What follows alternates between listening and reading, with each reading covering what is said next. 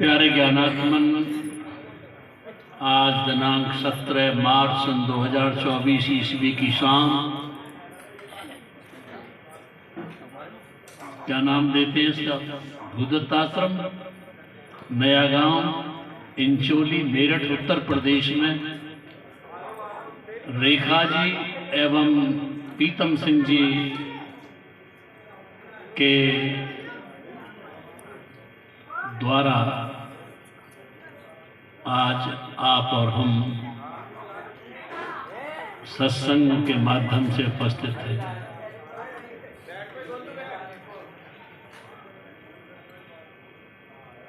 कोई बात नहीं, अपने कानों को इतने निर्मल बना लो जो संसार की मलिन गंदी भाषा, गंदे विचार, गंदी आवाज, गंदे चेहरे तुम्हें न सुनाई दे न दिखाई दे। निर्मल निर्मल विचार, निर्मल चेहरे, निर्मल व्यक्ति, निर्मल आवाज सुनने की आदत बना लो। जब तुम्हारी दृष्टि शुद्ध हो जाती है तो तुम अशुद्ध गंदे दृश्यों को देखने से घृणा करते हो।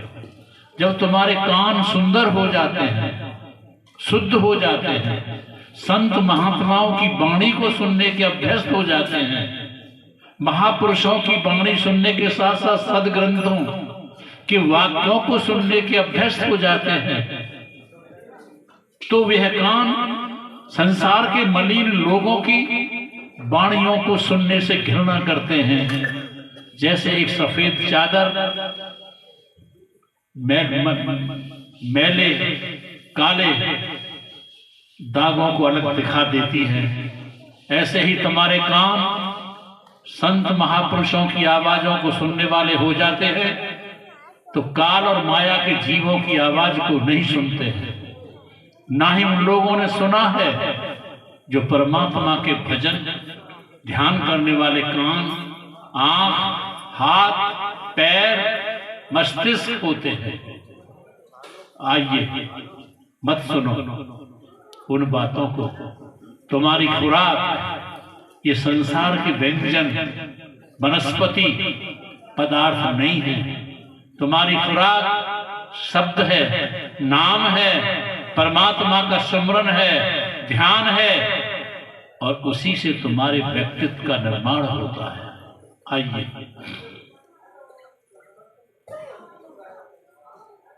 प्यारे ज्ञानात्मन, संत महात्मा जब भी आते हैं दुनिया में, किसी भी नाम से, किसी भी देश में, किसी भी समय में, किसी भी शरीर में और किसी भी भाषा में अपने उपदेश देते हैं, तो जो उनके अपने परमात्मा की पथ में चलने वाले, परमात्मा की राह में चलने वाले, परमात्मा की मंजिल में चलने वाले, परमात्मा का दर्शन करने वाले, परमात्मा का मिलाप करने वाले, परमात्मा के प्रकाश को देखने वाले, परमात्मा की आवाज, अनहद शब्द को सुनने वाले ही उनकी आवाजों को सुना करते हैं, पहचाना करते हैं। बाकी काल माया के जीव तो काल माया के ही कर्मों में, काल माया के ही आचरणों में और उन्हीं के भोगों में, विलासों में लिप्त रहकर अपनी जिंदगी जिए चले जाते हैं। उन्हें कोई लेना देना नहीं कब भगवान बुद्ध आए, कब भगवान महावीर आए, कब जरथुस्त्र आए, कब लाओसे आए, कब जीसस क्राइस्ट आए, कब सुकरात आए, कब लाओसे आए, कब गुरु नानक आए, कब कबीर आए, कब रविदास आए, कब पलटू आए, कब स्वामी जी महाराज, शिवदयाल सिंह जी महाराज, बाबा गरीब साहब, जयमल सिंह आदि आए। कोई पता नहीं पड़ी उनको। और वो संत अपनों को उपदेश देकर और अपनी उनकी उंगली थामकर अपने निजी लोक सतलोक ले गए, चले गए। कि काल के कीड़े, माया के कीड़े इसी उसमें, इस योनि से निकले उस योनि में, इस योनि से निकले उस योनि में, बस पता नहीं कितने जन्म गुजर चुके हैं इन योनियों में, निम्न दर्जे की योनियों में। 84 लाख योनियों का जिक्र हमारे हिंदू शास्त्रों ने किया है, जिसमें 9 लाख जल के जीव बताए, बहुत जन्म इनमें भुगताए। पक्षी यौन कही 10 लाखी, पक्षी यौन कही 10 लाखी, संतों ने इस विद कह भाकी। 11 लाख कृत कीट बताऊं, जमी माह जो चलत बताऊं। 20 लाख तावर थावर विस्तारा विस्तारा, 20 लाख थावर पसारा। कर्म योग का है विस्तारा, नर्तन लाख 4 गोहराया। इस विद जीव यहाँ भरमाया।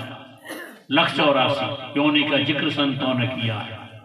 रमते रहते हैं, लेकिन जिन पर दया हो जाती है कुल मालिक की, वो सतगुरु की शरण में पहुंचते हैं और इन योनियों से छुटकारा पाकर मानव योनि का सदुपयोग करके अपने सचखंड नामी धाम पहुंच जाते हैं। जहां से आते हैं, जहां से आए हैं वहीं पहुंच जाते हैं।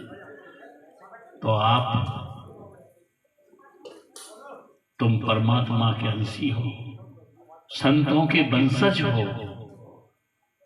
तुम्हारी मंजिल जमीन के कीड़े मकोड़ों की तरह नहीं है, तुम्हारी मंजिल ऊपर की है जो सचखंड ले जाती है। तुम गगन के पक्षी हो, तुम्हारी आकाशी यात्रा है। तुमको गगन के पक्षी, स्वामी जी महाराज ने सार वचन में जिक्र किया है अलल पक्षी का। अलल पक्षी आसमान में ही रहता है, विचरता है और जमीन पर नहीं आता। आसमान में अंडे देता है और बच्चा भी अंडा परिपक्व होने के बाद आसमान में ही उड़ना शुरू कर देता है। तुम अलल पक्षी हो, तुम आकाशी हो।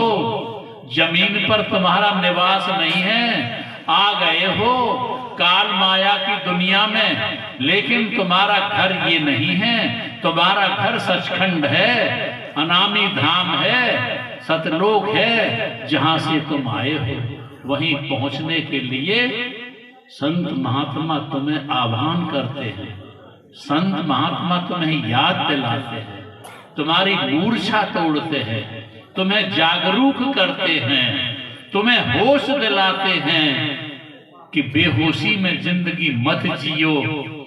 आखिर तुम जिसके वंशज हो, अंशी हो, उसी मूल में समाओ।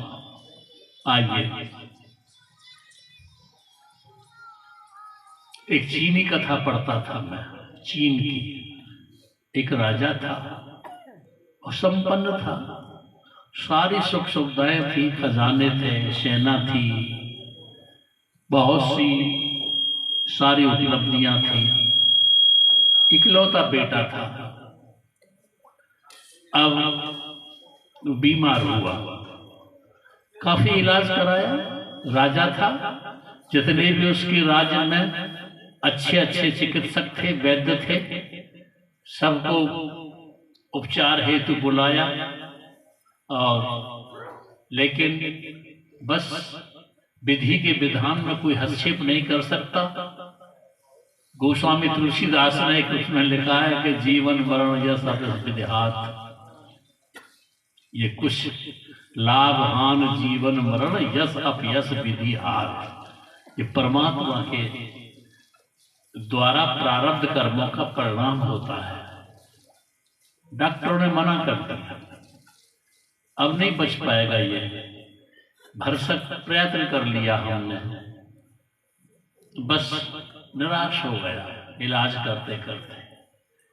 बेटा पड़ा था, दोनों बैठे थे, राजा भी और रानी भी, कुछ दिन का मेहमान है, बैठे थे। उसी दौरान राजा की झपकी लगी और जो मनोवैज्ञानिक हैं उन्होंने कहा है हर आदमी जागृति अवस्था से स्वप्न अवस्था में पहुंचता है और एक पूरी नींद लेने में कम से कम 8 सपने देखता है। लेकिन जो सपने ज्यादा गहराई लिए होते हैं, दुखांत होते हैं, सुखांत होते हैं या पीड़ित होते हैं, वही याद रहते हैं, अन्यथा याद नहीं रहते। तो राजा को झपकी लगी, जागृति अवस्था से स्वप्नावस्था में प्रवेश किया। स्वप्न में वो एक बहुत बड़े विशाल साम्राज्य का राजा बना। बहुत रानियां थी, बहुत संपत्ति थी, बहुत खजाने थे, बहुत सेना थी, बड़ा सम्मान था, बड़ा वैभव था, बड़ा प्रजा गुणगान करती थी। स्वप्न में राजा था और स्वप्न में उसके 6 बेटे थे। 6 बेटे थे, रानी थी, हर तरह का सुख लाभ था आंगन में, बस स्वप्न में विचर रहा था। उधर उसके जागृत अवस्था के बेटे ने प्राण छोड़ दिया, मर गया। रानी जो बैठी थी, उसने जब अपने बेटे को मरा देखा तो एकदम चीख निकल गई उसकी, रोई। जब चीख निकली, रोई, तो राजा की झपकी टूटी, राजा की स्वप्नावस्था टूटी। और स्वप्नावस्था टूटी तो वह हक्का बक्का रह गया, सक पका गया। उसकी आंखें खोली की खोली रह गई, वो नहीं रोया। पत्नी रो रही थी, चीख रही थी, कह रही थी राजा से, इकलौता बेटा मर गया है और तुम खुश्क बैठे हो, तुम्हारी आंखों में आंसू नहीं है, तुम्हारी आंखों में नमी नहीं है, तुम ऐसे बैठ गए हो जैसे कुछ हुआ ही नहीं है और मेरी जिंदगी का सारा भविष्य खराब हो गया, लुट गया। तुम रोते क्यों नहीं हो? जब रानी ने राजा से ये कहा कि तुम रोते क्यों नहीं हो, तो राजा ने कहा, रानी मैं किस किस को रोऊं? अभी थोड़ी देर पहले मैं 6 बेटे का पिता था, बहुत बड़े राज्य का राजा था, रानी थी।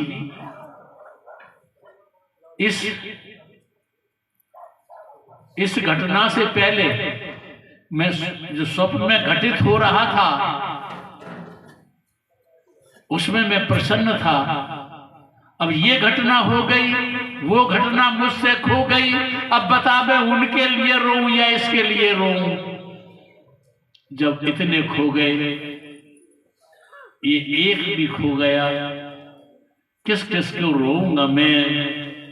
और ये भी मेरा सपना था, ये इकलौता बेटा मेरा ये होगा, वो होगा, ये करेगा, वो करेगा, राज्य को बड़ा विस्तार करेगा, ये होगा। ये इकलौता बेटा भी मेरा सपना था और वो भी जो 6 बेटे छोड़ के आया हूं, वो भी मेरा सपना था। और इन सपनों के लिए मैं किस किस को रोऊं? आज से 10 साल पहले आज की तारीख में तुम थे तो सही, लेकिन कहां थे, क्या खाया था, किनके साथ कैसे कैसे समय गुजारा था, तुम्हें याद नहीं है। वो भी तुम्हारा सपना बन गया, वो भी तुम्हारा बीता हुआ काल बन गया।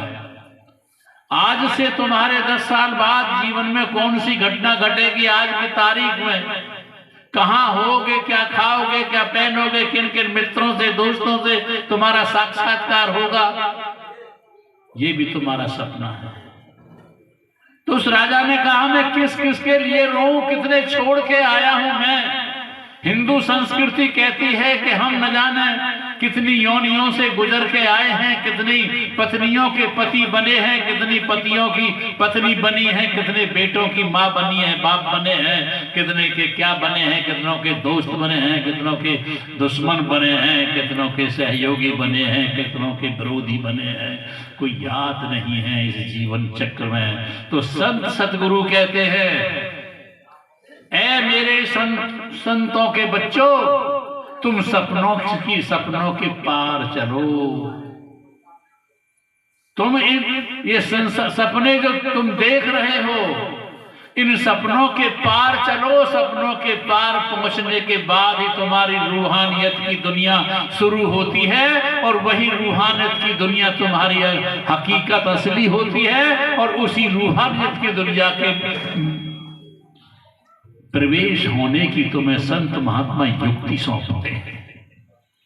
जिस्मानी दुनिया में तो न जाने कितने सपने देख चुके हो, सपने देखोगे और सपनों से गुजर के आ रहे हो और गुजरते रहोगे। इससे जरा निकल के सपनों की दुनिया के पार चलो, और जो तुम्हारी वास्तविक दुनिया है उसकी रफ्तार पकड़ो। एक बात। दूसरी बात ध्यान से समझना थोड़ा सा। एक बार देव प्रतिमा की पूजा कर रहा था पुजारी। थाल में दीप, नैवेद्य आदि, अक्षत आदि सजाकर, पुष्प रख के, फूल रख के देव प्रतिमा के पास पहुंचा, उसकी आरती की, पूजा की, फूल उस पर चढ़ाए। देव प्रतिमा पर जब फूल चढ़ाया और वो उसको नमन कर रहा था, साष्टांग नमन कर रहा था, तो फूल ने कहा, ये प्रतीकात्मक कहानी सुना रहा हूं आपको, प्रतीकात्मक। फूल पुजारी से नाराज हुआ और बोला, तुम कैसे हो? इस निर्जीव निष्प्राण पत्थर वाहन की पूजा कर रहे हो। मैं सुंदर हूं, सुगंध लिए हुए हूं, ताजा हूं, बहुत कोमल हूं, मेरी पूजा नहीं करते हो। मुझ में ताजगी है, जीवंतता है, परमात्मा की उपस्थिति है, सुगंध से, रंग से, सौंदर्य से। इस पत्थर की देव प्रतिमा की पूजा करते हो। तो पुजारी ने उस फूल से कहा, तुमको ये रंग, सुंदर रंग, सुंदर तुम्हारा आकृति, सुंदर सुगंध और तुम में ताजगी, ये प्राकृतिक व्यवस्था की है। इसके लिए तुम्हें कुछ नहीं करना पड़ा। फूल से कहा, ये प्रकृति की व्यवस्था की सुंदरता है, सुगंध है, ताजगी है, रंग है, कोमलता है। इसके लिए तुम्हें कुछ करना नहीं पड़ा। और ये जो देव प्रतिमा है, पहली बात तो देव प्रतिमा के लिए अनेकों पत्थरों में से मूर्तिकार ने एक पत्थर को चुना होगा। पत्थर बहुत तरह के हैं, इसको कहानी को जरा प्रतीक को समझते जाना। पत्थर बहुत तरह के होते हैं, लेकिन मूर्तिकार ने इसका आकार भी देखा होगा कि इतनी बड़ी मूर्ति बनानी है, और उस पत्थर की किस्म भी देखी होगी कि ये अच्छी किस्म का पत्थर लेना है। मूर्तिकार ने इस पत्थर को चुना होगा। चुनने के बाद उस मूर्तिकार ने इस हक को अपने तरीके से साफ किया होगा, जिस गंदगी में से उठा के लाया है। साफ करने के बाद फिर उसने एक सदे हुए हाथों से अपनी छेनी को, अपने हथौड़े को इस पर चलाया, और जब छेनी और हथौड़ा इस पत्थर पर इसकी मूर्ति उभारने में लग रहे होंगे, चल रहे होंगे, उस छेनी की चोट को अगर लगते ही ये पत्थर बिखर गया होता, या उसके हाथों से उछलकर गिर गया होता कहीं, या डर गया होता छेनी की मार से, चोट से, तो उस पत्थर की यह मूर्ति नहीं बन पाती। कठोर चोटें सहकर उस मूर्तिकार के हाथों में रहकर उफ न करना, जब इसके गहरे अंगों की खुदाई कर रहा होगा, आंख के भीतर बना रहा होगा और कुछ बना रहा होगा, चोट गहरी लगा रहा होगा, वो चीख नहीं रहा होगा, आह नहीं भर रहा होगा, पीड़ा से कराह नहीं रही हो रहा होगा, पड़ा होगा, सहर कर रहा होगा। और उन जटिल चोटों को सहने के बाद ये देव मूर्ति उभरी है, तब ये पूजा के योग्य बना है।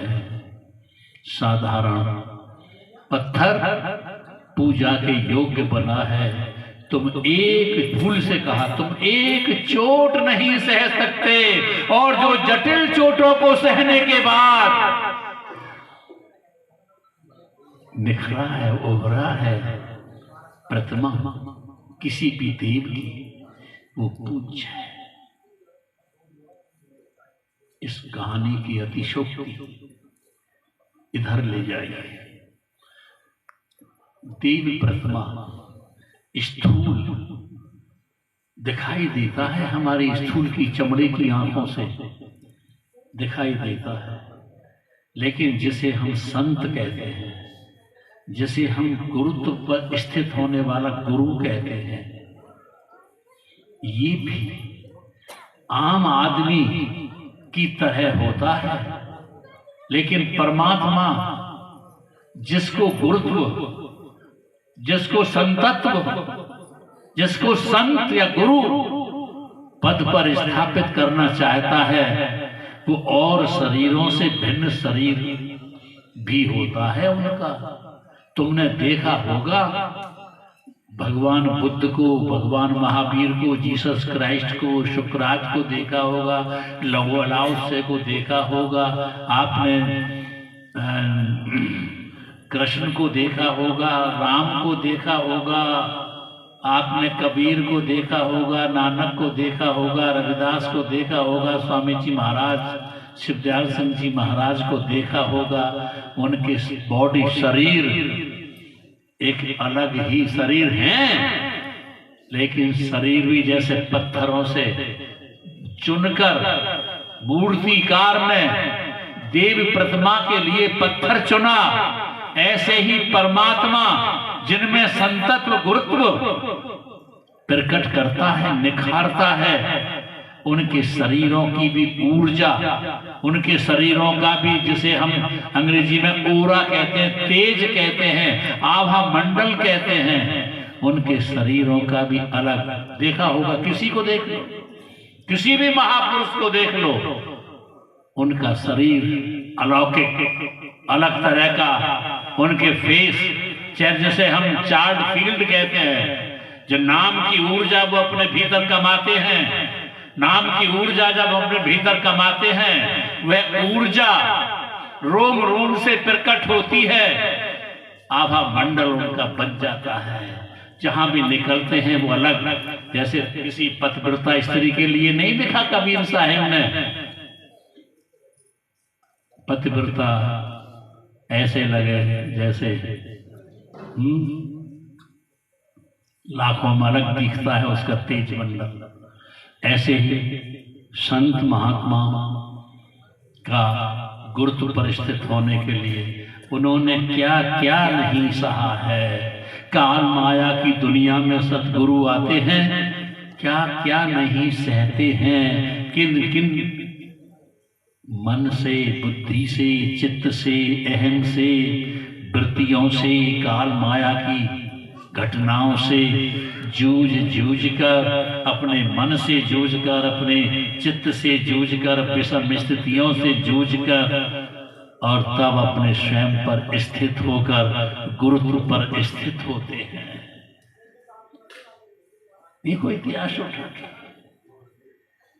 इन महापुरुषों के जरा जीवन इतिहास को उठा कर देखो, क्या क्या नहीं कसा गया है इनको। तो गुरुत्व पर स्थित होकर निखरती है प्रतिभा। जब प्रतिभा निखरती है, आभा मंडल चमकता है, तो संदेश देता है वो देव मूर्ति की तरह, देव प्रतिमा की तरह पूजित होता है वह। और जिसमें क्षमता नहीं है उनको सहने की, कितने ही लोग, मेरी जिंदगी के मुझे बहुत तजुर्बे हैं, गुरु जी की शरण में जाते हैं, जा चले गए हैं देखा देखी मुंह देखी बजाने औपचारिकता निभाने, लेकिन जब शराबी मिल जाते हैं, शराबी हो जाते हैं, ज्वारी हो जाते हैं, लफंगे हो जाते हैं, लुच्चे हो जाते हैं, भ्रष्ट हो जाते हैं, नास्तिक हो जाते हैं, धार्मिक हो जाते हैं। आज कपड़े पहन लिए नीले पीले हरे गुलाबी पर सफेद हो जाते हैं, आज ये कर लिया वो कर लिया। कोई 4-6 महीने निभाता है, कोई साल भर निभाता है, तो धूप लगती है भाग जाते हैं छोड़ करके अखाड़े को, मंजिल को, भजन को, सुमरन को, ध्यान को, ज्ञान को छोड़ के भाग जाते हैं। लेकिन याद रखना, जब तुम जिंदगी जीते हो और हर मौसम से तुमको गुजरना पड़ता है अपने जीवन की यात्रा में। गर्मी में जब सूर्य किरणें तेज धूप की फेंकता है जमीन पर, तुम झुलसने लगते हो और सोचते हो कहीं छाया मिले, राहत मिले। लेकिन जिसे हम गुरु कहते हैं, जैसे हम सतगुरु कहते हैं, जैसे हम परमात्मा की भक्ति का प्रेरक कहते हैं, जिसे माउथपीस ऑफ गॉड कहते हैं, परमात्मा का मुख कहते हैं, वो परमात्मा एक घटा के रूप में, सूरज गर्मी दे रहा है, एक घटा के रूप में हमारे ऊपर साए के रूप में आ जाता है, किरणों को रोक लेता है अपने ऊपर और हमको छाया देता है और हमको राहत मिलती है। बस इसे गुरु कल्पत्रु कहते हैं। गुरु कल्पत्रु के नीचे बैठा रहता है कोई आदमी गुरमुखी, तो ओले से, बरसात से, धूप से, पाले से बचाता रहता है कल्पत्रु। और जो कल्पत्रु के नीचे से भाग जाते हैं उनको काल और माया झुलसता रहता है, उन्हें पश्चाताप करने के अलावा कुछ नहीं रहता। तुम अपनी जिंदगी में सतगुरु के साए को रखना, सतगुरु के गुरु कल्पत्रु के नीचे बैठे रहना। तुमको पता नहीं पड़ेगा, न जाने वो तुम्हें कितनी बलाओं से बचाता रहता है, तुम्हें पता नहीं पड़ता, न जाने वो कैसे कैसे तुम्हारी, परमात्मा, हमने कहीं लिखा है, परमात्मा ने तुम्हारी जिंदगी में प्रत्येक पल असफल होने की व्यवस्था की है।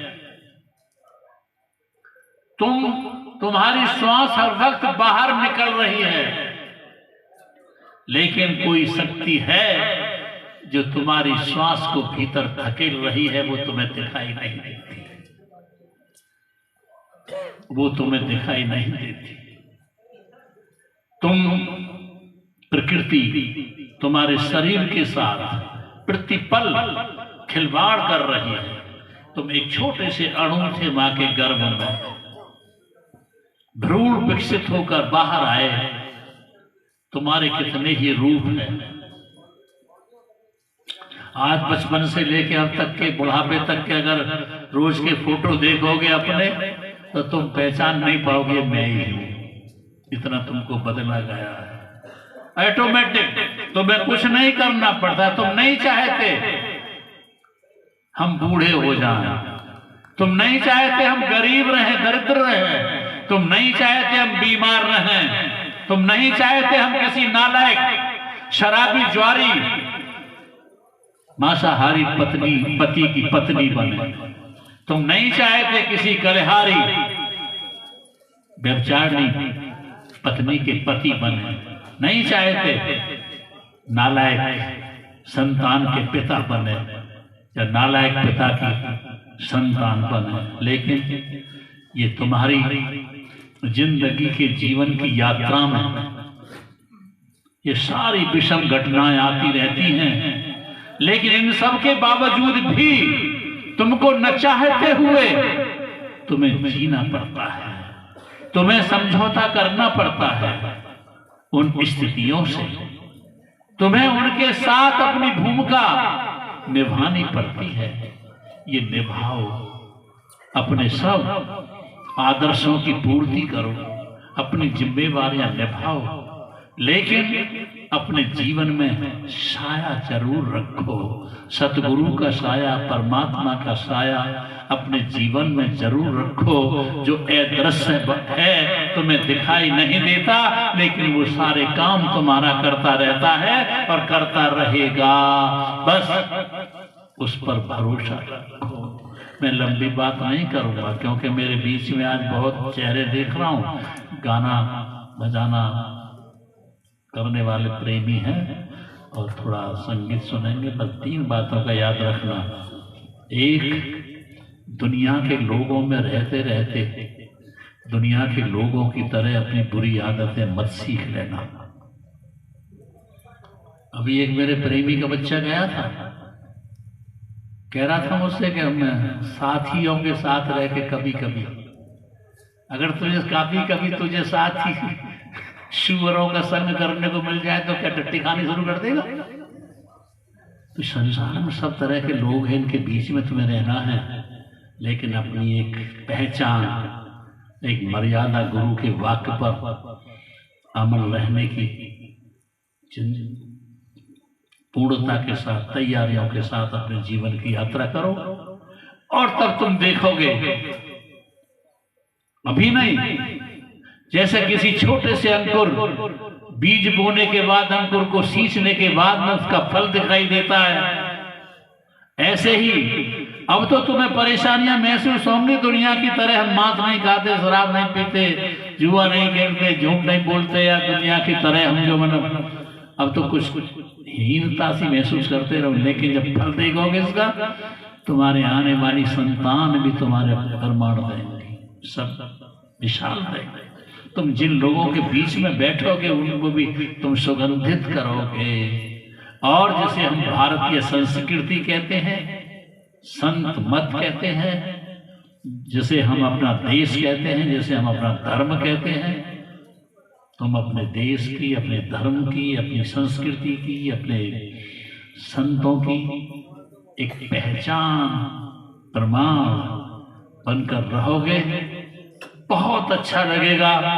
जो तुमसे पहले हजारों साल पहले यहाँ पर हमारे महापुरुष आए थे और उनकी शिक्षाएं आज हम तुम तक पहुंच रही हैं, वो भी अंतरिक्ष में रहकर मुस्कुराते रहेंगे कि हमारी शिक्षाओं पर जीवन जीने वाले पृथ्वी पर मौजूद हैं।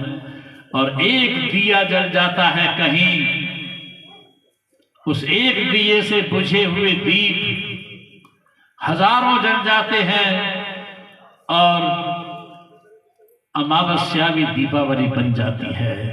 तो तुम एक दीप, अकेले दीप, जल के बुझे हुए दीपों को जलाओ और इस दुनिया का अंधकार मिटाओ और पृथ्वी पर दीपावली बनाओ। और जो हमारे संत महात्मा अंतरिक्ष में इंतजार कर रहे हैं, तुमने सुना होगा जब हजरत मोहम्मद रसूलुल्लाह सल्लल्लाहु अलैहि वसल्लम, जो ये पैगंबर हुए हैं, लास्ट पैगंबर हुए हैं मुस्लिम जगत के, जब उन्होंने मेराज रसूल 7वें आसमान की सैर की थी, तो उन्होंने उनसे पहले गुजरे हुए पैगंबर उस मंजिल में सब मिले थे। ऐसे ही जब तुम अगर संत महात्माओं के उपदेशों पर अमल करके अपने जीवन की यात्रा करके ध्रुव मध्य से 10वें द्वार, जो संत महात्मा तुम्हें स्वशब्द योग के नाम से दीक्षा देते समय इस अभ्यास पर बिठाते हैं, जब तुम ध्रुव मध्य से ऊपर सचखंड की यात्रा करोगे तो तुम्हें अपने से पहले हुए संत महात्मा, जो भी जिस नाम से वहां पहुंच जाता है, सबका तुम्हें दीदार होगा, सबसे मुलाकात होगी, सबका प्रकाश तुमको अंधेरे जगत में प्रकाशित करेगा। बस लगे रहना, चलते रहना, गरीबी से, परेशानियों से या अभावों से या नास्तिकों से या निंदकों से, आलोचकों से भयभीत होकर अपनी मंजिल से डिग मत जाना। बस यही तुमको संत महात्माओं का आशीर्वाद मिलता रहेगा और उनके वचनों के अधीन रहकर तुम अपने मूल में समाओ और अपने निजी पद को पाओ। आपने मेरी बात को बड़ी शांत और प्यार से सुना है, मैं इसके लिए आपका बहुत बहुत आभारी हूँ। और अंत में आप सभी के भीतर बैठे हुए कुल मालिक को राधा स्वामी।